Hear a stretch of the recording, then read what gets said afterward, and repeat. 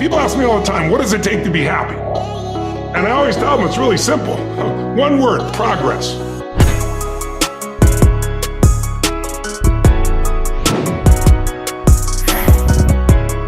A different person comes out of the never met before.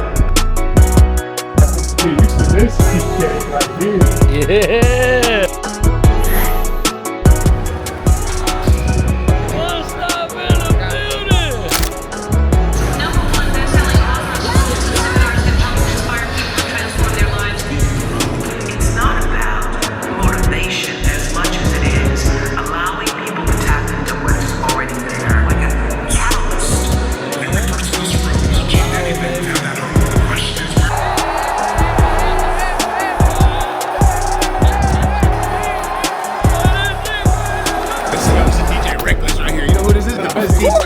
Of course I know who DJ Reckless is, man. What's up?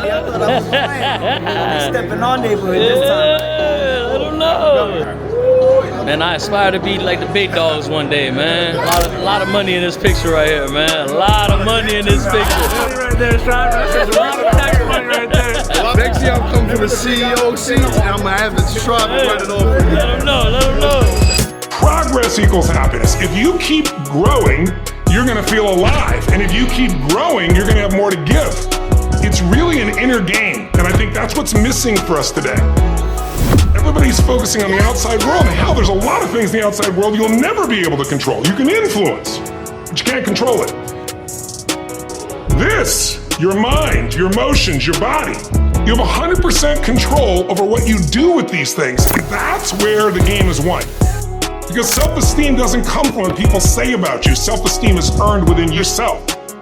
It's esteem for yourself, which only comes by doing things that are incredibly difficult, and then your brain goes, this is who I am.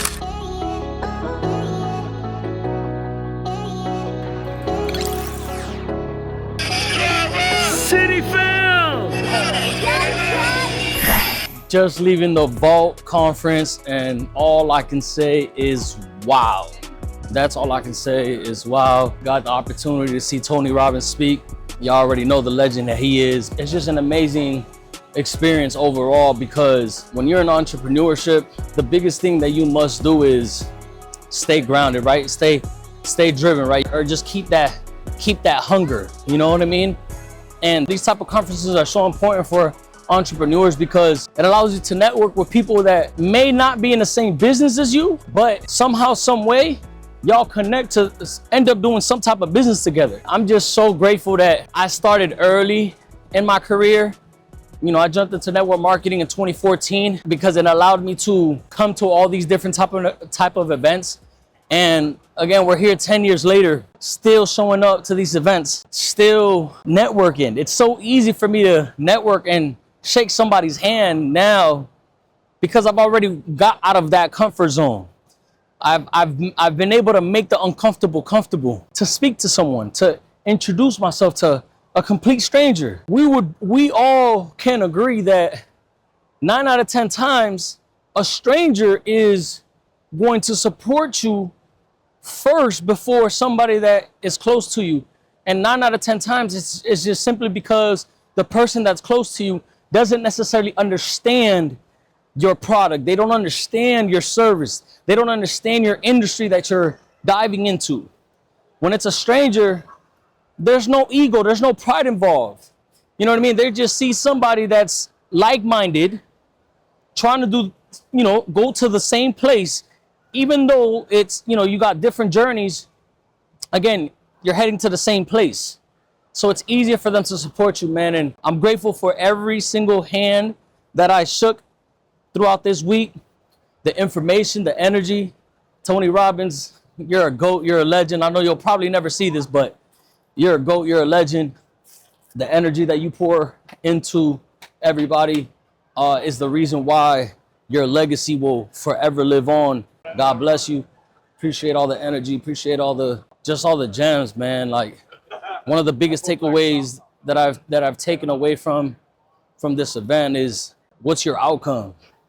Like, what's your outcome when you're trying to do what you're trying to do? You gotta really think, what's your outcome? Like, what is it and why is it that you're doing what you're doing? Why are you jumping into business? Why are you selling that product? You gotta ask yourself these questions. It's not just about, okay, I wanna make money. It's not about that. What impact are you leaving behind? What impact is your service gonna provide? What value is your service gonna provide? These are the type of questions that you gotta start asking yourself when you're trying to jump into business and just go all in and never give up, most importantly.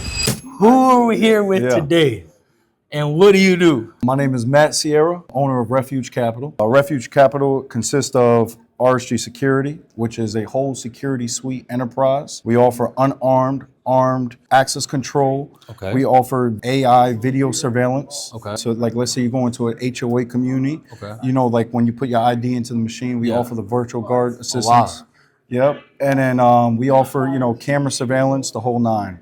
And then we got Precision Developers, which is also under Refuge Capital. Okay. We're a developer. We do all single-family new construction all throughout all of Central Florida, from Winter Haven to Lakeland to Seminole County to Delray. We also do properties in Poinciana as well. And then also we have Refuge Realty, which is a brokerage, a real estate brokerage. Oh, wow. And then we serve all clients throughout all of Florida. Fire. Yes, sir. So what made you want to get into even the security? Like, let's start with the security. Like, you a jack of all trades. You know what I'm saying? You do many things. But what made you want to get into the security business? Like, what into that line of field? Because I feel like, especially with real estate is such a vague industry. Yes. Where but we all know we want our money in some real estate. You know what I mean? So I could understand why that. But as far as the security one, what made, out of all industries you could have invested in or got into, what made you get into the security industry? I'm about to this is $1 million worth of game right here, right?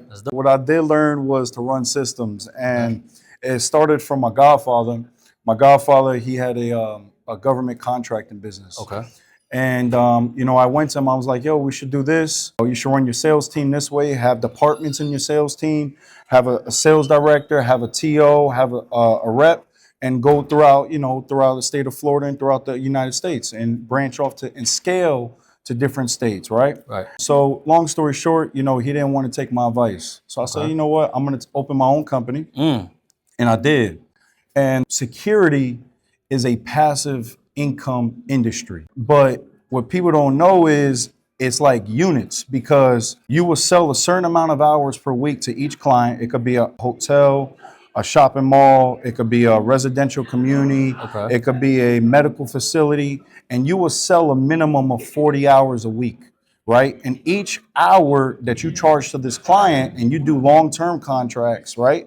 At least a minimum of a year, you make the overhead of whatever you pay that officer, what we call them security officers, Right. to what you bill that client. Wow. So let's say, for an example, you billing a client $55 an hour, but you paying the officer $20 an hour, you're making a $35 hour overhead residually and passive, but obviously you got taxes and stuff. So you're making a great 30 to 40% margin, right? And what happens? Those are good margins for sure. Oh yeah. So it's passive. So while you're sleeping, Louis, you can go and make money and have clients on hourly rates, right? And then you put them on a contract, and it's residual. So like if you get sick, if there's another pandemic, you're always getting paid. Wow, that's fire. Yes, sir. That's yes, sir. He said it's $1 million worth of game, and that was $1 million worth of game for real. So, yes, sir. Hey, our next question, because now I'm like, okay, this man got motion. Thank you, bro. In the slang terms, my man got motion, right? Thank you, bro. Now I want to know is, what is the most expensive mistake you've made, and how did you bounce back from it? Ooh, that's a good question. That's a deep question. That's a deep question. So the most expensive mistake that I have made was hiring the wrong people, because I was being cheap. I had actually, who the president of my company is, I'm just going to give you an example for RSG Security.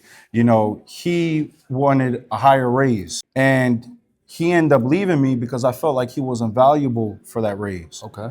But little did I know, I didn't look at him as his qualities. I was looking at him as deficiencies.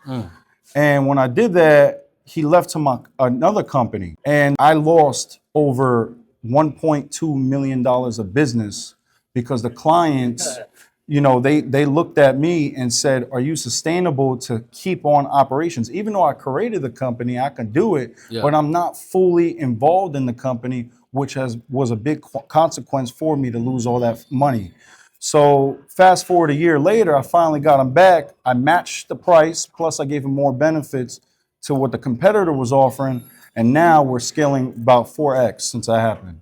Listen, that was an expensive loss. That was. But as any leader or boss would say, you're not a boss or a true leader until you lose everything and bounce back. And the fact that he was able to lose the VP, the president, whatever, just a person of value, and got him back a year later, that just shows how much value you bring to the table. Yes, sir. You know what I'm saying? So I definitely want to commend you on that for real. That's not for Thank real, you, for real. bro. That's big. Thank you, bro.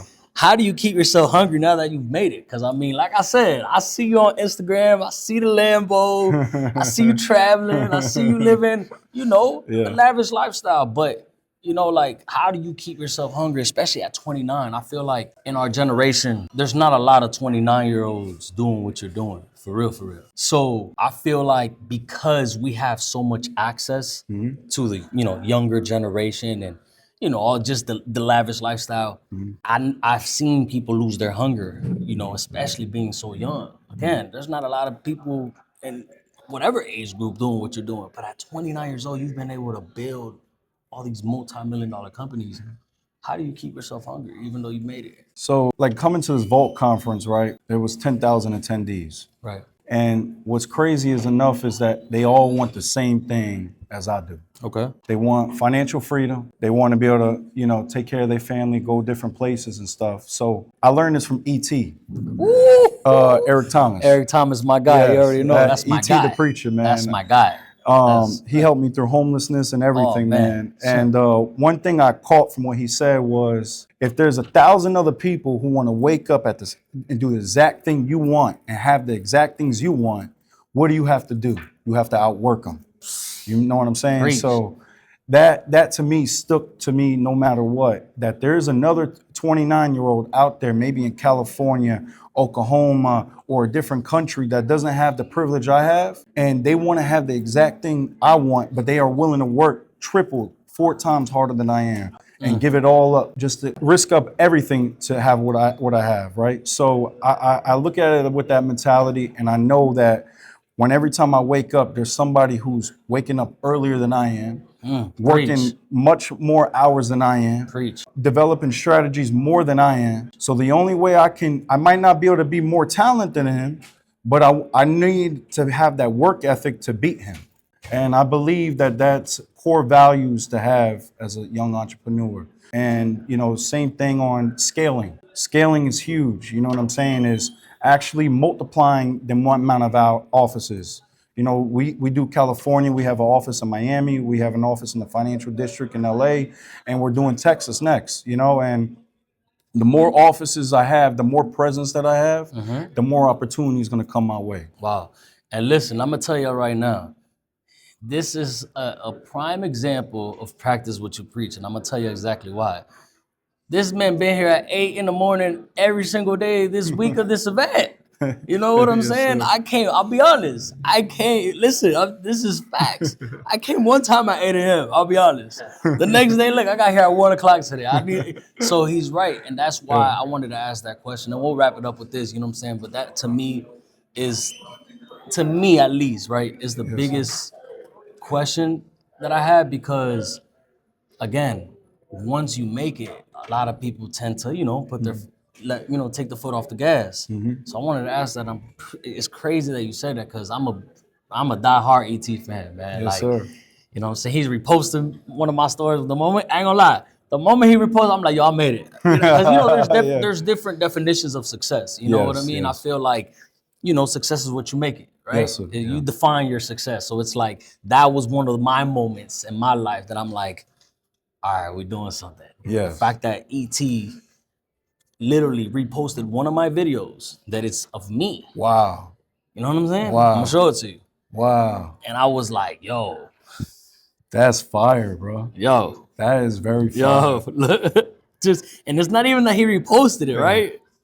Hold on, let me show you. Hold on, because my screen just man. cracked. Look, yo, this is, and I'm showing you because you're ET.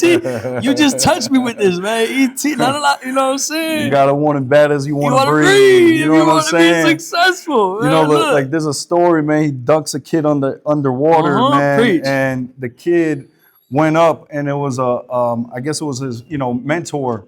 And when the mentor ducked his head underwater, the kid only wanted to do one thing, right? He wanted it to breathe. So when you want to succeed as bad as you want to breathe, then you'll be successful. And then with that, Wow. Video, man, I love it. Wow, man. That's love, bro. bro, that's what ET. That's love, bro. What did he just say? That video right there brought me through so much trials and tribulations, Bro, man. I'm telling you. That's fire, bro. Look at that, man. The purpose behind it, from the legend himself, Eric Thomas, stated, in order for you to find the keys to success, you have to be willing to go days without sleep. I was just so determined to find the keys. And it's about pushing your mindset to the highest level possible. And in those times, I used to tell myself every single day, and no matter how hard it gets, I'm going to make it. But you have to be willing to make the necessary sacrifices for that to happen. Because nothing of great value comes without sacrifice. Wow, that's powerful, bro. That's powerful, Yo, man, Much appreciate love, you. Tell the people where they can find you. Man, they can find me in Orlando, man. But I want to say one thing, man. Next year, I want to get my whole team CEO seats. And you know who I'm going to go for that tax write-off? My guy, Louis. So, Appreciate it, that's brother. 100% tax write-off. Yes, When sir. business, Yes, sir. Yes, and sir. his business knowledge and conferences and stuff, I'm gonna use your That's love, brother. Yes, sir. Like they Yes, say, sir. your network is your net worth. You know what I mean? So connect with the right people. You'll never know where your life will go. Let's do it. That's On fire, Taxes bro. with Scriber. We out. That's-